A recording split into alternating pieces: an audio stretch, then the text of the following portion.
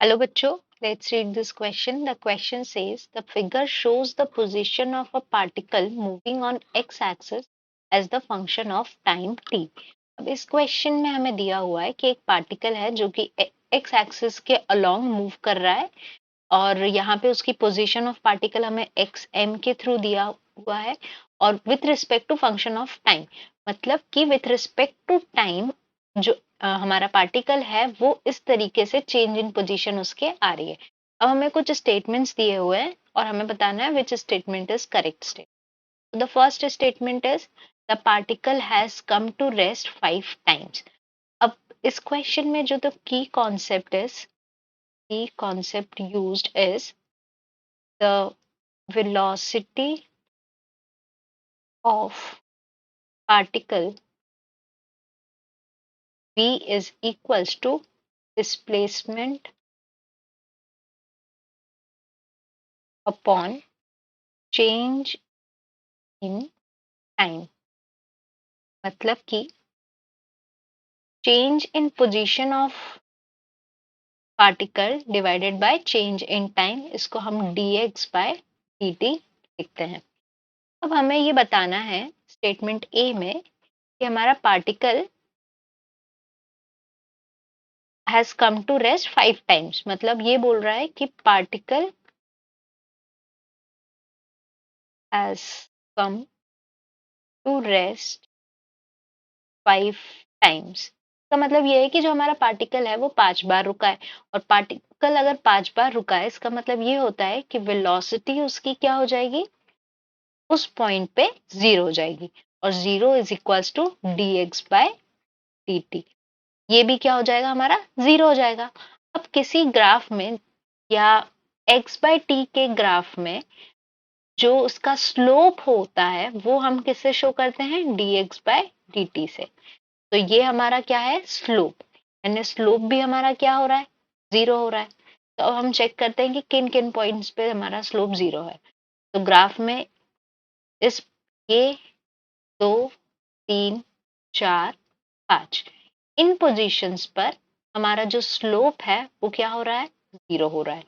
तो 5 जगह पे हो रहा है यानी स्टेटमेंट करेक्ट है।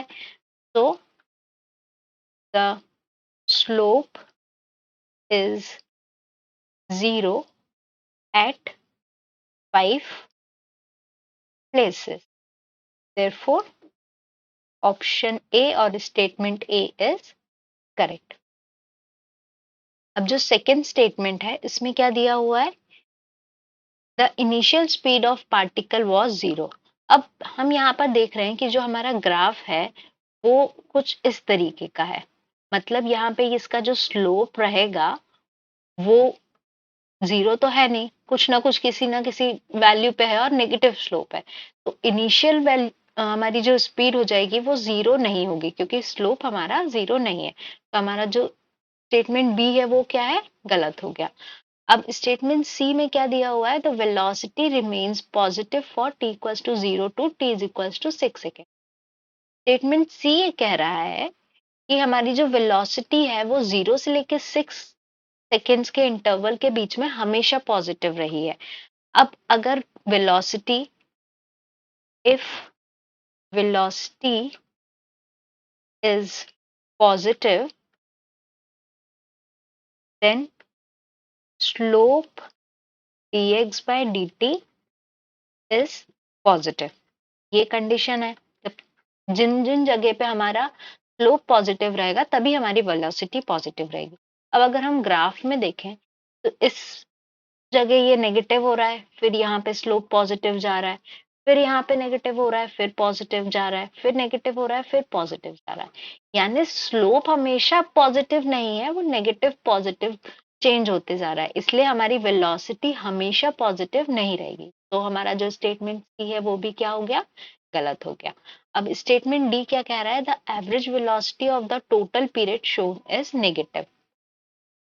अब स्टेटमेंट डी में क्या पूछिए, टोटल वेलोसिटी और एवरेज वेलोसिटी। एवरेज वेलोसिटी, तो एवरेज वेलोसिटी का फॉर्मूला होता है total displacement divided by total time. अब अगर हम ग्राफ में देखें तो हमारा जो टोटल डिस्प्लेसमेंट है वो कहाँ से कहाँ तक है, और जो नेट डिस्प्लेसमेंट कह सकते हैं हम इसको, वो है इस पॉइंट से इस पॉइंट तक हमारा पोजीशन हो चेंज हो रही है, तो ये हमारा जो है ये हमारा नेट डिस्प्लेसमेंट या टोटल डिस्प्लेसमेंट। तो ये टोटल डिस्प्लेसमेंट हमारा पॉजिटिव है, नेगेटिव डायरेक्शन में तो ये जा नहीं रहा है, तो हमारा टोटल डिस्प्लेसमेंट क्या हो गया, पॉजिटिव हो गया। Time is always positive in nature, तो ये हमारा पॉजिटिव है, तो ओवरऑल हमारी जो एवरेज वेलोसिटी है वो हमेशा पॉजिटिव रहेगी। तो average velocity is always positive during t equals to 0 to t equals to 6 second. तो हमारा स्टेटमेंट डी भी क्या हो गया, वो भी गलत हो गया। तो the correct option is statement A. Hence A is the correct answer. Hope you understood the explanation well. All the best.